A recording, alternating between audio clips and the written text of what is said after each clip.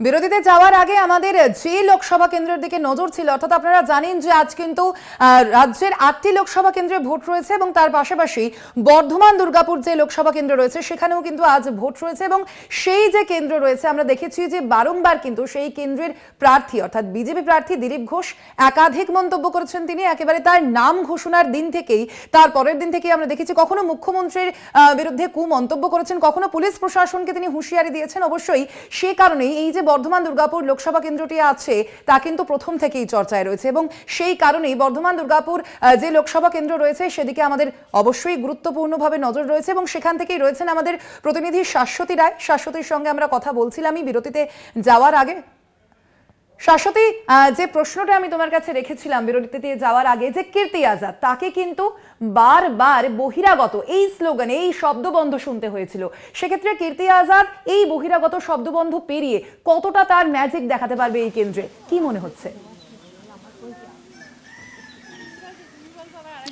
দেখো, সেই magic figure কি আসবে বা ম্যাজিক কি হতে চলেছে কীর্তি আজাদের সেটা নির্বাচনের পরেই বোঝা যাবে। তবে বলাই যায় যে জনমানুষের মধ্যে কিন্তু যথেষ্ট প্রভাব ফেলেছেন এই স্টার প্রার্থী, কারণ কীর্তি আজাদের মতন একজন প্রাক্তন ক্রিকেটার যার উন্মাদনা কিন্তু মানুষের মধ্যে যথেষ্ট পরিমাণে ছিল এবং সেই কারণেই বলা যায় যে এই বর্ধমান দুর্গাপুরের মতন অন্যতম একটি কেন্দ্রে, যেখানে 2019-এর লোকসভা নির্বাচনে দেখা গেছে যে বেশ কিছুটা মার্জিন, প্রায় 0.6% মার্জিনে বিজেপি জয় ছিনিয়ে নিয়েছিল তৃণমূল কংগ্রেসের থেকে। সেখান থেকে এবার এই কেন্দ্রকে ঘিরে অন্যতম একটি স্টার প্রার্থী কীর্তি আজাদকে দিয়েছে তৃণমূল কংগ্রেস। সেখানে অপরদিকে রয়েছেন অন্যতম রাজনীতিবিদ দিলীপ ঘোষ, যিনি বারবারই তার বিভিন্ন মন্তব্যের জন্য চর্চায় থাকেন এবং মানুষের মধ্যেও তার একটা প্রভাব বিস্তার থাকে।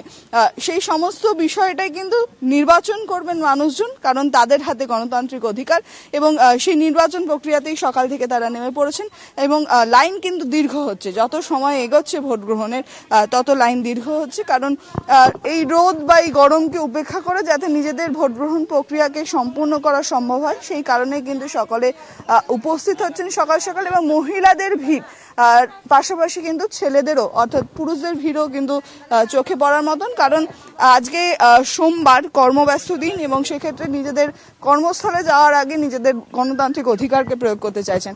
সকাল সকাল কি অফিস যাওয়ার আগে ভোট দেওয়া? হ্যাঁ, সকাল আপনিও তাই কর্মব্যস্ত দিন আজকে, তার জন্য তাড়াতাড়ি যাচ্ছে ভোট।